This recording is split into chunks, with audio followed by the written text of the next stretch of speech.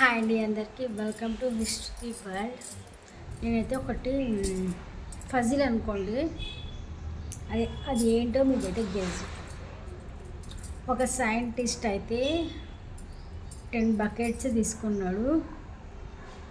10 బకెట్లలో కూడా క్రాప్స్ వేసిండు.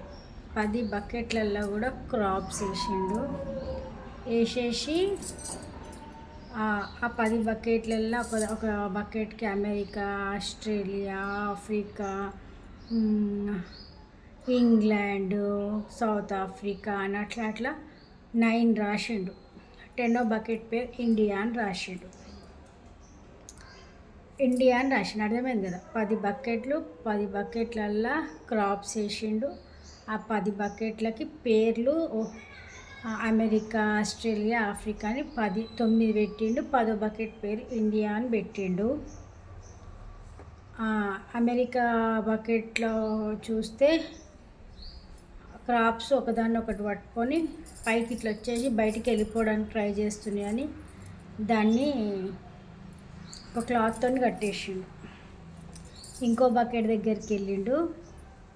సేమ్ అది కూడా సౌత్ ఆఫ్రికా, అది కూడా ఒకదాన్ని ఒకటి క్రాప్స్ కదా, వాటిని పట్టుకొని వెళ్ళిపోయి బయటికి వెళ్ళిపోదామని ట్రై చేస్తున్నాను. దాన్ని కూడా క్లాత్తో కట్టాడు.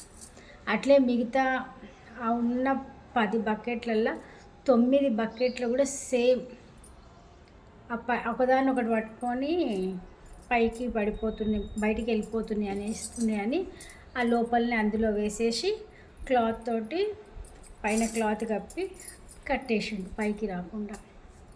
లాస్ట్ది ఒక బకెట్ ఉంది కదా, బకెట్ పేరు ఇండియా.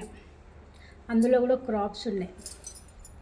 అయితే అవి కూడా ఒకటి పట్టుకొని మీదకి వద్దామని పట్టుకొని రాకపోయినా బకెట్ని ఇట్లా పట్టుకొని ఇట్లా పైకి వద్దామని ట్రై చేస్తుంటే కిందున్న క్రాప్స్ ఏం చేస్తున్నాయి అంటే ఇట్లా వాటిని కిందికి లాగేస్తున్నాయి. పైకి పోకుండా కిందికి లాగేస్తున్నాయి.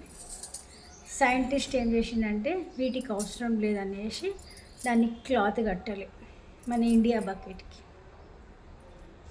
ఇదేంటిదో చెప్పాలి మీరు. అన్ని వాటికి 10 బకెట్లు, 10 బకెట్లకి 10 బకెట్లో ఒక బకెట్ పేరు ఇండియా, మిగతా అన్ని అమెరికా, ఆఫ్రికా, ఆస్ట్రేలియా, న్యూజిలాండ్ అట్లా మిగతా 9, ఒకటి ఇండియా. మిగతా వాటి అన్ని 10 వాటిల్లో క్రాప్స్ వేసిండు, కానీ 9 వాటికి క్లాత్ తోటి కట్టిండు. ఇండియా బకెట్కి మాత్రమే కట్టాలి. ఎందుకు కట్టాలి? అవన్నీ బయటికి వెళ్ళిపోతున్నాయని కట్టిండు. ఇక్కడ మాటగా బయటికి వెళ్ళట్లేవు. ఇండియా సేమ్ క్రాప్స్ అవి ఇవి కానీ వెళ్ళట్లేవు. ఎందుకు వెళ్ళట్లేవు అన్నది మాత్రం మీరు చెప్పాలి. ఎవరికి తెలిసినా కూడా ఖచ్చితంగా కామెంట్ చేయండి. ఇది మళ్ళీ మీకు ఇంకొక వీడియో చేసితే ఖచ్చితంగా చెప్తా. ఇది ఏంటిది, దాని ఆన్సర్ ఏంటిది అనేది ఖచ్చితంగా చెప్తా. ఇది నేను చాలా సంవత్సరాల కింద ఒక పేపర్లో చదివింది. ఇది నాకు చాలా బాగా నచ్చింది. అది ఇందులో చాలా మంచి మెసేజ్ ఉంది. అసలు దీని ఆన్సరే చాలా మంచి మెసేజ్. ఇది మీలో ఎవరికి తెలిసినా కూడా ఖచ్చితంగా అయితే కామెంట్ చేయడం మాత్రం మరవద్దు. మీరు అనుకుంటుంది నిజమో కాదో అని మీ దగ్గర అయితే పెట్టుకోకండి. ఆన్సర్ని ఖచ్చితంగా కామెంట్ చేయండి. ఓకేనా? అందరికీ బాయ్. మళ్ళీ దీని ఆన్సర్ తోటి అయితే నేను ఖచ్చితంగా వస్తా. బాయ్.